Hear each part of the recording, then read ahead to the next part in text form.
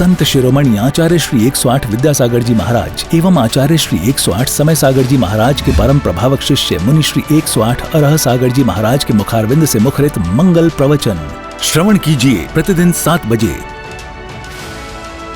सिर्फ Adinath TV channel पर।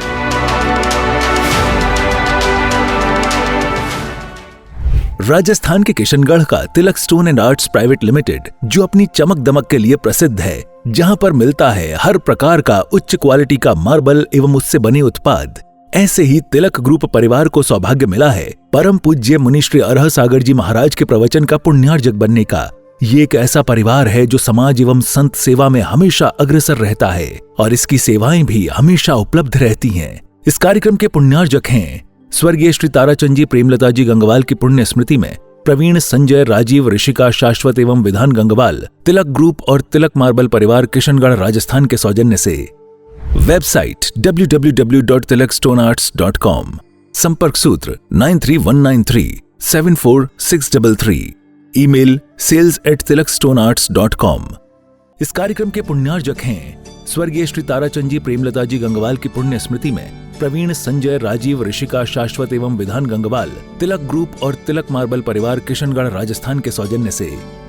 Website www.tilakstonearts.com, संपर्क सूत्र 9319374633, ईमेल sales@tilakstonearts.com। महापुरुषों का जन्म हुआ और उन्होंने जन्म लिया और हम सबको जीवन जीने की कला सिखाई। ये बात सच है कि आज की स्थिति में, आज की स्थिति में जो कुछ भी घटा, यह एक बहुत बड़ी हमारी संस्कृति की क्षति हुई। आज से 2 वर्ष पूर्व गुरुदेव इस धरा से समाधि को धारण करके हम सबको रास्ता दिखा करके गए। अगर गुरुदेव को याद करें तो आज भी हम गुरुदेव को अपने सामने पाता हूँ, लेकिन इस बात का दुख जरूर हमेशा रहेगा कि गुरुदेव हमारे बीच में नहीं, लेकिन उनके द्वारा दिया हुआ हम सबके पास में है। क्योंकि यदि गुरु नहीं होते तो हमारी ये परंपरा जो आज हमें सैकड़ों मुनिराज और त्यागी वृत्ति देखने को नहीं मिलते, ये हम सबके ऊपर गुरुदेव की कृपा रही कि आज हमें जगह जगह साधु संतों के दर्शन करने को मिल रहे हैं। एक जमाना था जब साधु संतों के दर्शन नहीं होते थे। युग के आदि से लेकर के आज तक हमें श्रमण संस्कृति के दर्शन हो रहे हैं। हम आचार्य शांति सागर महाराज को याद करें, चारित्र चक्रवर्ती। उस जमाने में बिरले ही साधु थे। विलुप्त होती हुई श्रमण संस्कृति को जीवंत करने वाले यदि कोई संत इस युग में हुए तो आचार्य चारित्र चक्रवर्ती शांति सागर जी महाराज, और उनकी परंपरा को निरंतर अक्षुण्ण बनाए रखने के लिए शांति सागर के बाद वीर सागर, शिव सागर और उसी परंपरा को आगे बढ़ाने वाले आचार्य ज्ञान सागर जी महाराज, जो इसी राजस्थान के जन्मे हैं और हम सब के लिए एक ऐसा दीपक देकर के गए थे जो 55-56 वर्षों तक दीपक प्रकाशित होता रहा। पिछले 2024 में पूज्य गुरुदेव अपने दीपक से एक नया दीपक प्रज्वलित कर के गए हैं। वो आज परंपरा को आगे बढ़ा रहे हैं। आचार्य गुरुवर श्री समय सागर जी महाराज उसी परंपरा को जो आचार्य शांति सागर महाराज, वीर सागर, शिव सागर, ज्ञान सागर और उनके ही प्रिय शिष्य, प्रथम शिष्य आचार्य गुरुवर विद्यासागर जी महाराज, उसी परंपरा को आगे बढ़ाने वाले हमारे आचार्य गुरुवर समय सागर जी महाराज आज हमारे बीच में हैं। उनके बताए हुए पद चिन्हों पर हमारे इस संघ को आगे बढ़ा रहे हैं और सभी आचार्यों मुनियों ने इस धर्म की प्रभावना में अपना योगदान दिया ही है और उसी का प्रतिफल है आज हमें मुनि संघ श्रमण संस्कृति के दर्शन हो रहे हैं। हम उस जमाने को याद करें जब साधु संत नहीं होते थे। हमारे बीच में ऐसे विद्वान, मूर्धन विद्वान हुए जिन्हें गुरुओं के दर्शन नहीं हुए और दर्शन के लिए रो रो करके चले गए। हम उन पंडितों को याद करें जिसे मंगत राय जी, धानत राय जी, बुद्धजन जी आदि, बनारसी जाट जी, ऐसे विद्वान पंडित हुए जिन्होंने जैन संस्कृति को पेपर पर उतार करके रख दिया, जिनकी आज हम पूजन करते हैं, पाठ करते हैं। ऐसे विद्वानों को बनारसी दास जी के बारे में तो कहा जाता है कि उनको गुरु का दर्शन नहीं हुए, लेकिन मुनि बनना चाहते थे पर मुनि नहीं बन पाए। मुनि बनने का नाटक किया करते थे और नाटक करते करते उन्होंने समय सार नाटक लिख दिया और अपनी अंतर पीड़ा को उद्घाटित करती उन्होंने यही कहा कि साधु बिन साधु बना जाता नहीं, दिल दुखी है दर्द सहा जाता नहीं। आचार्य गुरुवर विद्यासागर जी महाराज की शुरुआत जो हुई और आज हम देख रहे हैं वो कितने विराट रूप को लेकर के इस धरा से प्रणय को प्राप्त हुए हैं। इस धरा से समाधि को धारण करके अपने गंतव्य को प्राप्त हुए हैं। जो त्याग, तपस्या और संयम साधना की प्रति मूर्ति थे, वे जैन पर्याय बनकर के जिए और हम सब के लिए जीवन सिखाया। आज देश में ही नहीं, सारी दुनिया में कहीं पर भी बात करो तो आचार्य विद्यासागर का नाम आते ही जैन धर्म की बात आ जाती है। ऐसे गुरुदेव इस ब्यावर में भी चातुर्मास करने के लिए आए। 1973 में गुरुदेव ने इसी नसिया जी में पावन वर्षा योग किया और यहाँ से जाकर के 74 में कहाँ पर चातुर्मास किया था? फिरोजाबाद में। तो 75 में हुआ और जब यहाँ से गए अजमेर में केसरगंज में चातुर्मास हुआ था 1974 का। और जब यहाँ से गुरुदेव राजस्थान से निकले तो 75 में उत्तर प्रदेश फिरोजाबाद में चातुर्मास किया। 76 में कुंडलपुर गए। फिर जब बुंदेलखंड में गए तो बुंदेलखंड को उन्होंने उर्वरा भूमि बना करके जो सींचा और सिंचित किया। आज पूरा बुंदेलखंड गुरुदेव के नाम के लिए हमेशा याद करता है, तत्पर रहता है। और बुंदेलखंड ही नहीं, पूरे देश को गुरुदेव का जो आशीर्वाद मिला, आज पूरा देश फलीभूत हो रहा है।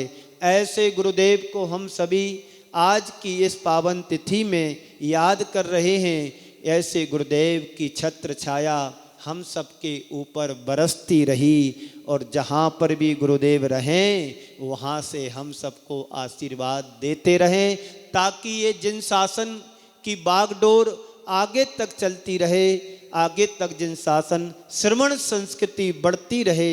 ऐसे गुरुदेव को हम सभी आज नमन और अपनी विनयांजलि एक विधान के माध्यम से अर्पित करेंगे दोपहर में, जो सभी को उसमें शामिल होना है। और जैन धर्म का नाम आते ही विद्यासागर की छवि उभर करके आ जाती है, और जब तक वो हमारे हृदय में बैठे रहेंगे तब तक हम उनसे, उनके लाभ से लाभान्वित होते रहेंगे, चाहे वो कहीं पर भी क्यों ना रहें, और हमें उनके आशीर्वाद का लाभ प्राप्त होता रहेगा बंधुओं। और हम उनके आदर्शों के अनुरूप हम अपने जीवन को आगे बढ़ाएंगे। आप सभी को उनके आदर्शों के अनुरूप हम अपने जीवन को आगे बढ़ाना है। आज हमारे बीच में गुरुदेव नहीं, इस बात की कमी हम सबको दिखती है, खलती है, लेकिन गुरुदेव का जो जिन शासन है जयवंत रहे। भगवान महावीर के शासन को उन्होंने निर्वाध रूप से आगे बढ़ाया, आगम की चर्या करके, आगम के बंद करके अपने जीवन को आगे बढ़ाया।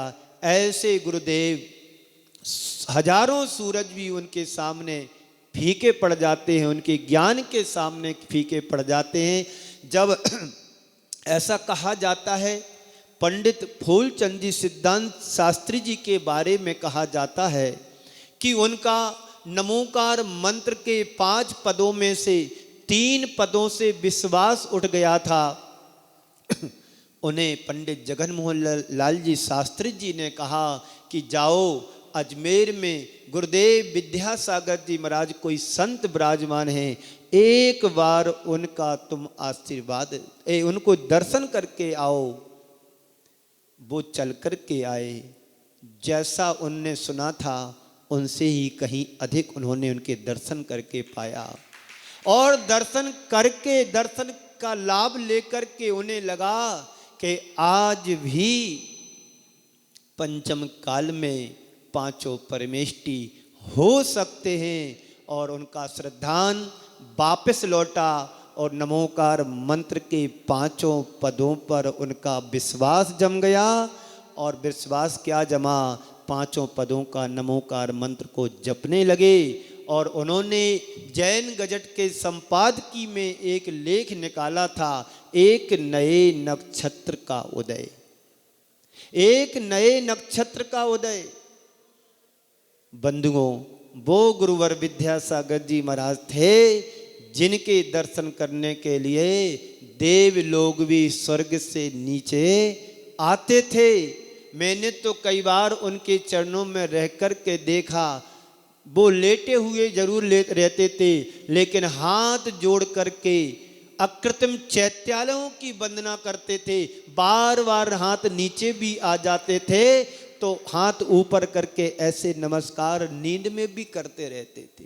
वो गुरुदेव आज हमारे बीच में नहीं है, कोई बात नहीं, लेकिन उनकी वाणी, उनका ज्ञान, उनकी परंपरा और उनका आशीर्वाद हम सबके पास है। तो हमको वहीं से ऊपर से आशीर्वाद मिलता रहेगा, प्रसन्नता बनी रहेगी, और वही प्रसन्नता हम सबके जीवन का आधार बनेगी, हम सबके जीवन के लिए वरदान बनेगी। तो हम उनके आशीर्वाद के सत्पात्र बने रहेंगे, उनके सत्पात्र के आकांक्षी हैं कि गुरुदेव आपने जो मार्ग हम सबको दिखाया, हम सबको जो दिया है, हम उस मार्ग पर चलते रहें और आपके द्वारा इस विराट वट वृक्ष को कभी सूखने नहीं देंगे। उस वट वृक्ष की छाया में हम सभी यहाँ पर रहेंगे और आपका आशीर्वाद मिलता रहे। जिस घड़ी गुरुदेव की दीक्षा हो रही थी उस समय देश में गिने चुने मुनि थे, पर युवा मुनि तो कोई नहीं था।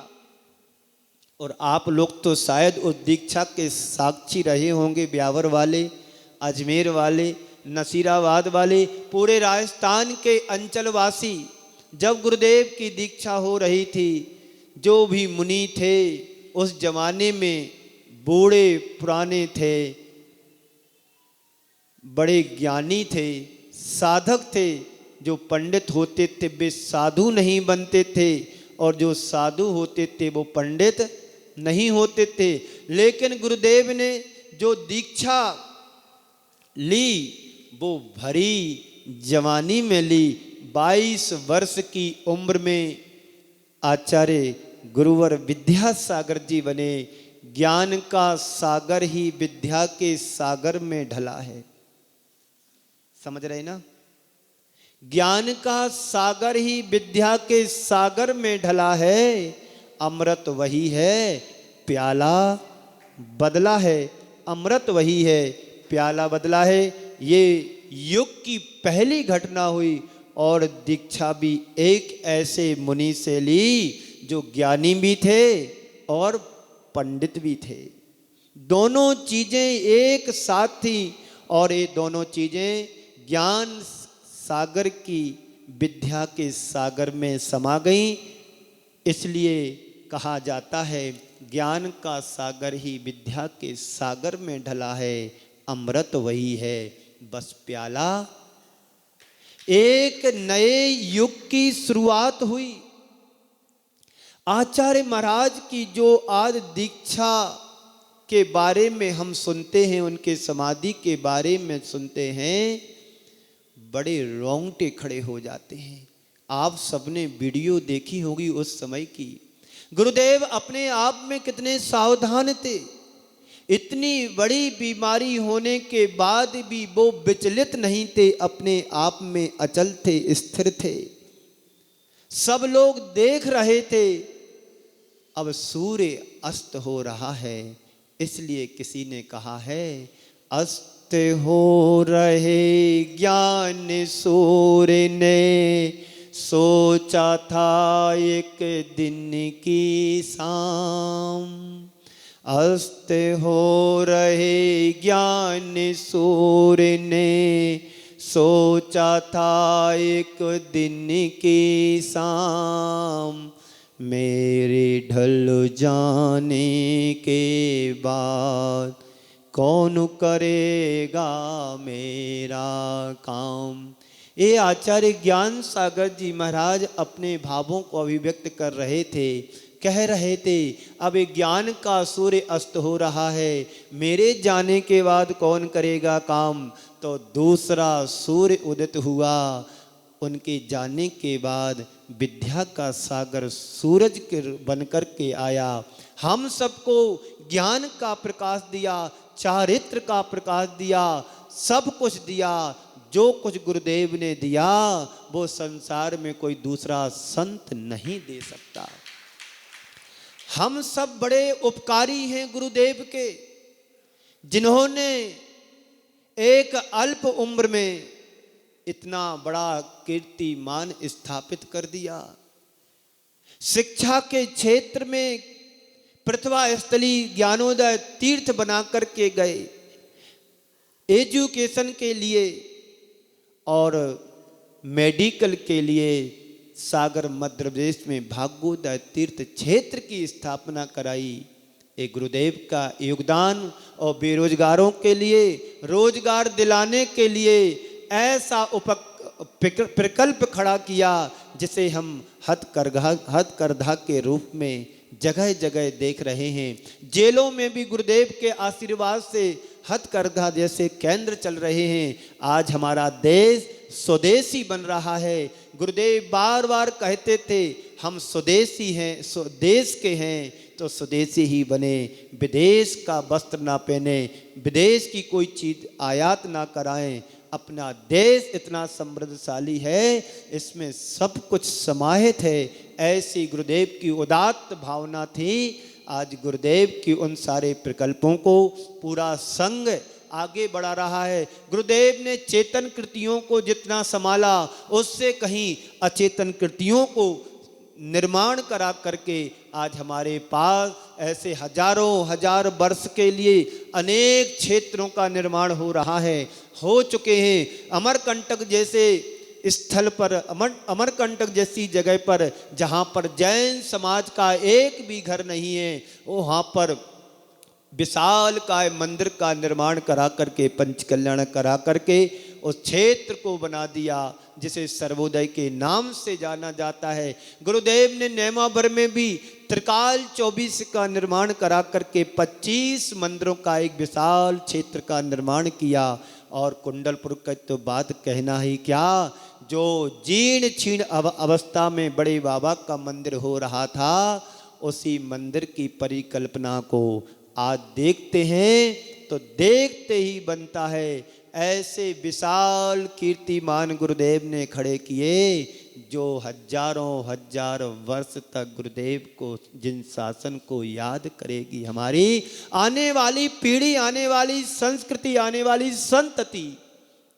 ऐसे गुरुदेव के उपकार हैं हम सभी के ऊपर, जिन्हें हम कभी इस भाव में तो भुला नहीं सकते हैं। गुरुदेव को इस बात की खुशी हो रही होगी कि जो बगिया हम सौंप करके आए थे अपने शिष्यों के लिए, आज उस बगिया में और नए नए पुष्प खिल रहे हैं। पूज्य सुधा सागर जी महाराज अपना संग बढ़ा रहे, पूज्य प्रमाण सागर जी अपना संग बढ़ा रहे हैं, और पूज्य समय सागर जी महाराज अपने विशाल संग के साथ विहार कर रहे हैं, संग को बढ़ा रहे हैं और अपने मोक्ष मार्ग को प्रशस्त करते हुए आने वाले शिष्यों का भी मोक्ष मार्ग प्रशस्त करा रहे हैं। गुरुदेव ने का जो आशीर्वाद आप सबको, हम सबको मिला है, निर्बाध रूप से आगे बढ़ रहा है, तो ज्ञान का सागर ही विद्या के सागर में ढला है। अमृत वही है, प्याला बदला है। आज ज्ञान सागर जी महाराज की बात पूरी तरह पूज्य गुरुदेव के द्वारा साकार हुई। जो ज्ञान सागर जी महाराज ने कहा था, उससे आगे का गुरुदेव ने आके सफर तय कर दिया। ये हम सब के लिए बड़े गौरव की बात है। एक समय था जब लोग मुनियों को मानते नहीं थे, एक बड़ा वर्ग हमारी समाज में उपस्थित हुआ था जो मुनियों के प्रति श्रद्धा नहीं थी। आज गुरुदेव का बड़ा प्रताप और प्रभाव उस समाज के ऊपर भी पड़ा कि वो खुद मुनि बने और औरों को मुनि बनाए, मार्ग प्रशस्त कर गए। गुरुदेव ने 55, 56, 57 वर्ष तक एक छत्र इस श्रमण संस्कृति के ऊपर शासन किया, लेकिन इन वर्षों में जो उन्होंने ऊंचाइयों को प्राप्त किया था, उन्हें जैन धर्म की पर्याय घोषित कर दी गई।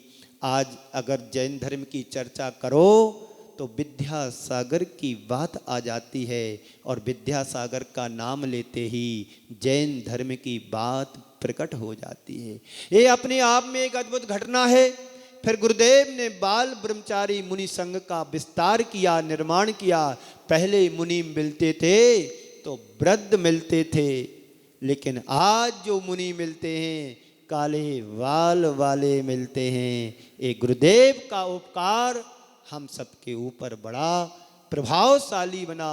एक बार गुरुदेव के बारे में किसी ने पूछा, बाबा के क्या चमत्कार हैं, बाबा के क्या चमत्कार हैं। उनसे कहा गया, बाबा का सबसे बड़ा चमत्कार तो ये है, हम जैसे युवा युवतियाँ उनके दर्शन करने के लिए लालायत होते हैं, और एक बार जो उनके दर्शन कर जाते हैं उनके प्रति समर्पित हो जाते हैं और उनके नाम के लिए दौड़े दौड़े चले आते हैं। इससे बड़ा बाबा का चमत्कार और क्या हो सकता है। एक गुरुदेव का चमत्कार था। एक युग था जब कृष्ण बंसी बजाते थे तो गोपियां दौड़ी दौड़ी चली आती थी, और आज गुरुदेव ने बीत रागता की बंसी बजाई। हम जैसे हजारों युवक उनके चरणों में दौड़ दौड़ करके चले आए। वो सतयुग था, एक कलयुग है। वो राग की बंसी थी, ये बैराग की बंसी है। बंसी दोनों हैं। एक गुरुदेव की कला थी कि जो भी उनके दर्शन करता था उन्हीं का ही हो जाता था।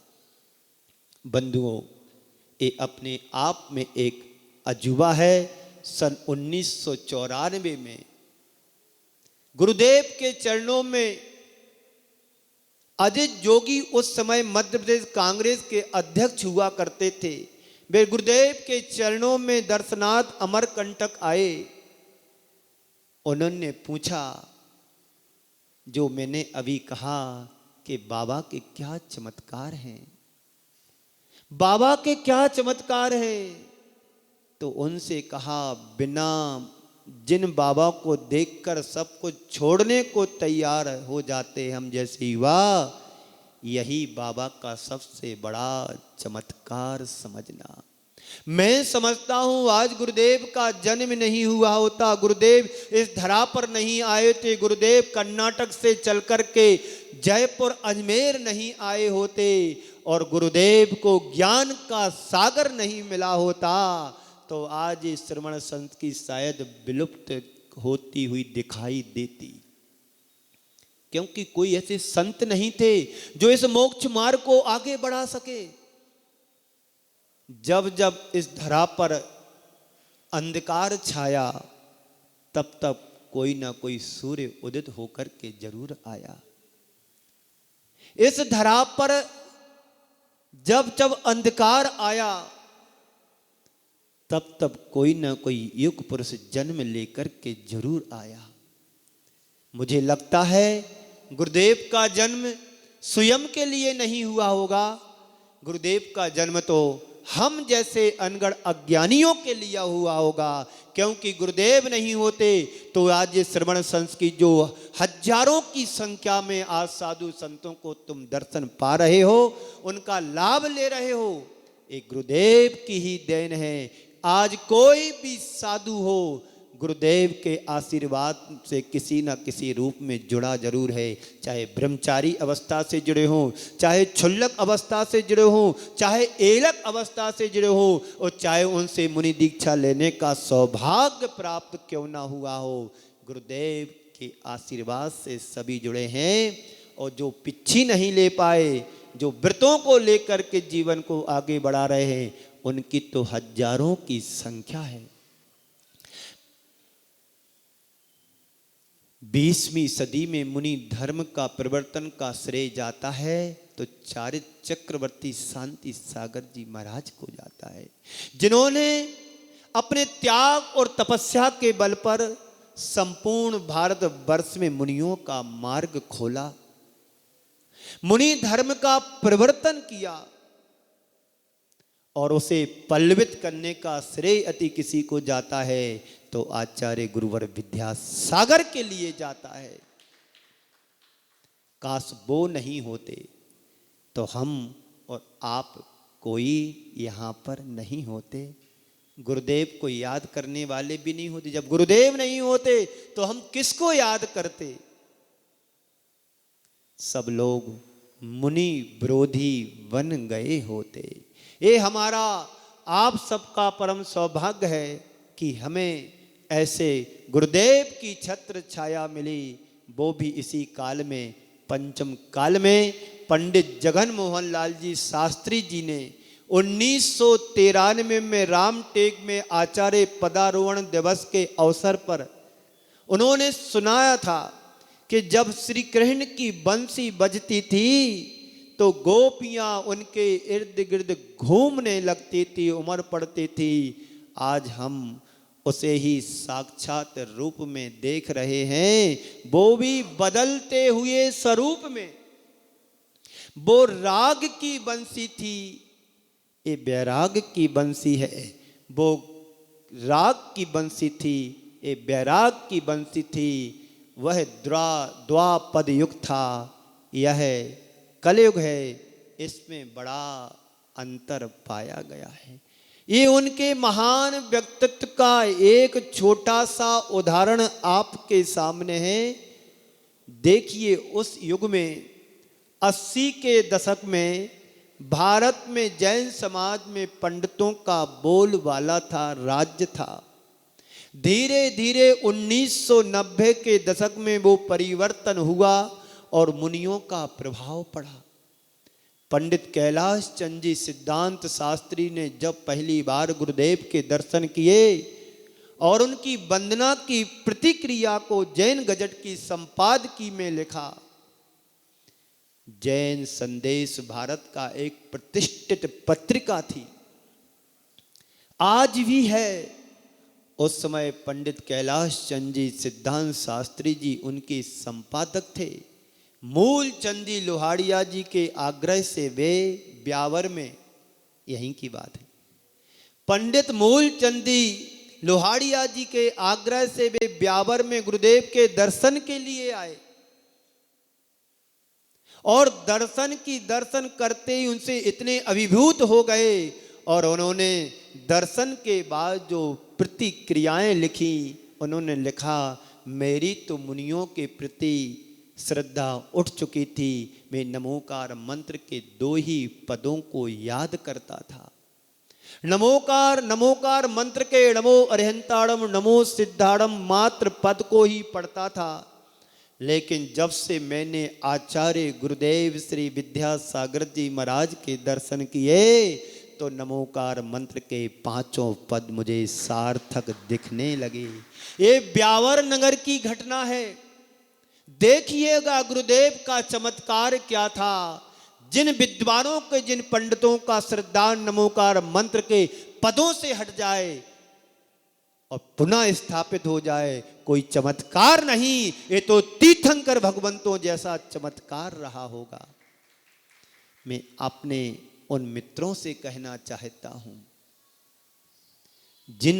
जिनकी किसी कारण से मुनियों की श्रद्धा उठ चली है, वो एक बार गुरुदेव के दर्शन अवश्य करें। ये उन्होंने कहा उस समय। कमल जी, शायद आप छोटे होंगे, इतिहास है हमारा जो इतिहास के पन्नों पर अमिट बनकर के रह गया।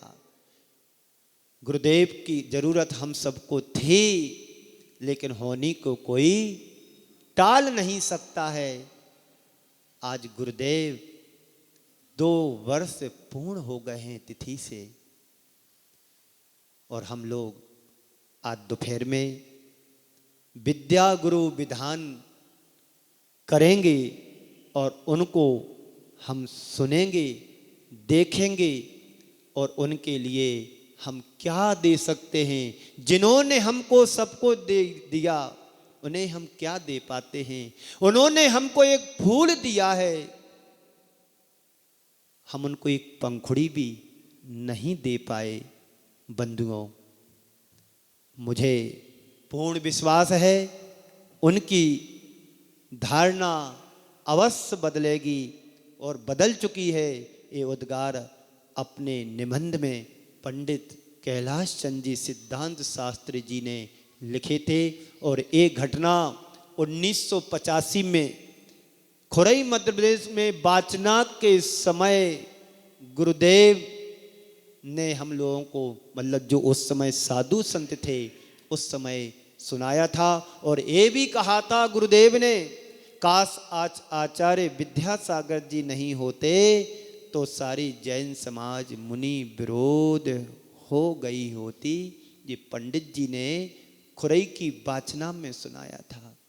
कदाचित मुनि होते भी तो श्रद्धा भक्ति करने वाले श्रावक भी नहीं होते। ये गुरुदेव के चमत्कारी व्यक्तित्व का एक उदाहरण है।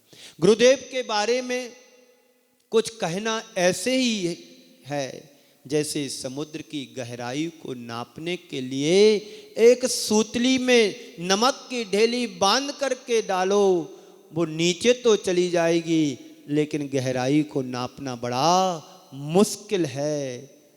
मैं तो अपने बारे में सोचता हूँ और इस भाव से सहारता हूँ कि मैं कितना भाग्यशाली हूँ कि पंचम काल में भी ऐसे महान गुरुदेव की छत्र छाया का ग्रहण करने का अवसर मिला, उनकी शरण ग्रहण करने का सौभाग्य मुझे प्राप्त हुआ। ये दुर्लभ संयोग रहा कि हम सबको गुरुदेव का आशीर्वाद मिला और उनकी कृपा का पात्र बनने का सौभाग्य भी मिला। आप सब भी भाग्यशाली हो। कमल जी तो 11 वर्ष की उम्र में गुरुदेव के चरणों में बैठ आप सबको मिली, ब्यावर वालों को। इस कार्यक्रम के पुण्यार्जक थे स्वर्गीय श्री ताराचंद जी प्रेमलता जी गंगवाल की पुण्य स्मृति में प्रवीण, संजय, राजीव, ऋषिका, शाश्वत एवं विधान गंगवाल, तिलक ग्रुप और तिलक मार्बल परिवार किशनगढ़ राजस्थान के सौजन्य से। वेबसाइट www.tilakstonearts.com, संपर्क सूत्र 9319374633, ईमेल sales@tilakstonearts.com।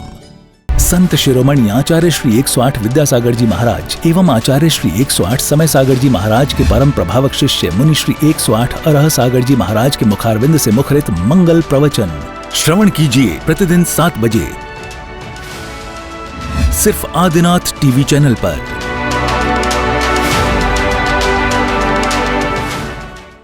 राजस्थान के किशनगढ़ का Tilak stone and arts private limited, जो अपनी चमक दमक के लिए प्रसिद्ध है, जहां पर मिलता है हर प्रकार का उच्च क्वालिटी का मार्बल एवं उससे बने उत्पाद।